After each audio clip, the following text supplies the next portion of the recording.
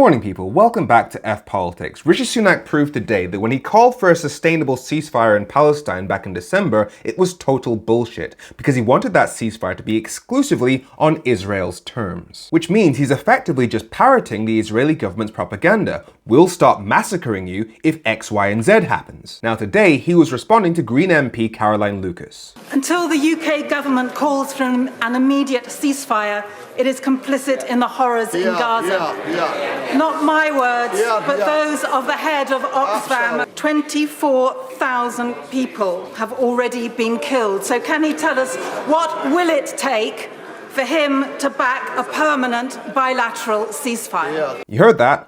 Bilateral ceasefire. So an agreement where both parties have obligations under that agreement. And yet here's Rishi Sunak's response. A sustainable permanent ceasefire with an end to the destruction, fighting and loss of life, release of hostages and no resumption of hostilities would of course be the best way forward. But in order to achieve that, a number of things need to happen. Hamas would have to agree to release all the hostages. Hamas would no longer have to be in charge of Gaza, and the threat of more rocket attacks from Hamas into Israel would have to end. And the Palestinian Authority, boosted with assistance, would need to return to Gaza in order to provide governance and aid. That is the sustainable ceasefire that we will work very hard to bring about. Did he make a single demand of the Israeli government, or did he just repeat the demands of the Israeli government? Because what he's saying there is that he wants things to go back to normal, how things were before Hamas attacked on the 7th of October. But I've said many times, if you want things to go back to normal, you're part of the problem. Because normal is the oppression of the Palestinian people by the Israeli government,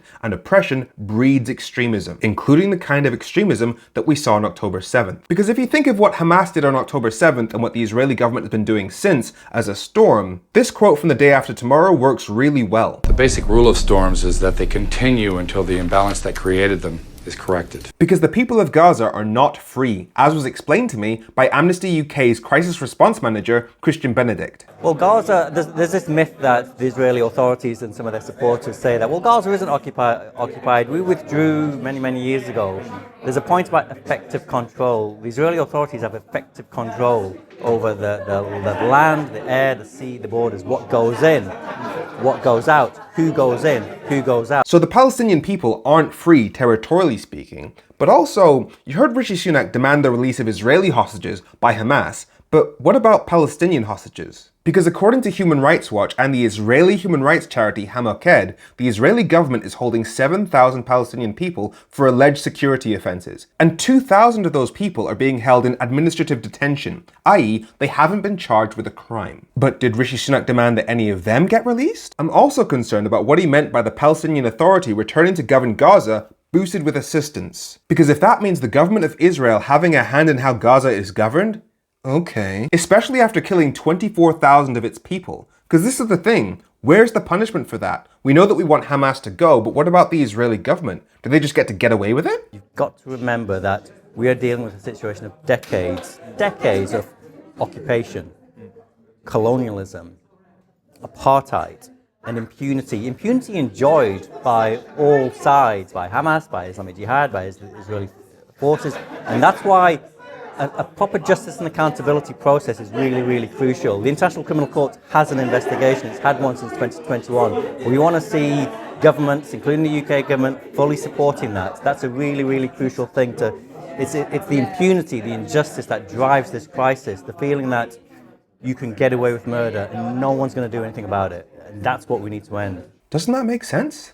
Like, the leaders of Hamas and the Netanyahu regime should both be brought up on charges in the International Criminal Court, because peace requires accountability. But Rishi Sunak only wants one side to be held accountable, so he's supporting the imbalance that created this storm. Because a large part of this is a human rights issue, but Rishi Sunak has absolutely zero respect for human rights whatsoever. You could see that in his response to Keir Starmer's criticisms of his Rwanda policy. And a former Supreme Court Justice has been clear that the bill would work. Sorry, let me just cut in there. He's trying to back up his Rwanda policy by citing an ex-Supreme Court justice who says his illegal migration bill will work, even though the current 5 justices of the Supreme Court unanimously agreed that his Rwanda policy was unlawful? No, but carry on. But I know, Mr. Speaker, he's always been more interested in what lefty lawyers have to say. Sorry, lefty lawyers meaning the top judges in the entire country who said it wasn't safe to send refugees to Rwanda? I've even got here the textbook that he authored for them. and it's called, and I quote, European Human Rights Law by Keir Starmer. Sorry, did this motherfucker just use the fact that Keir Starmer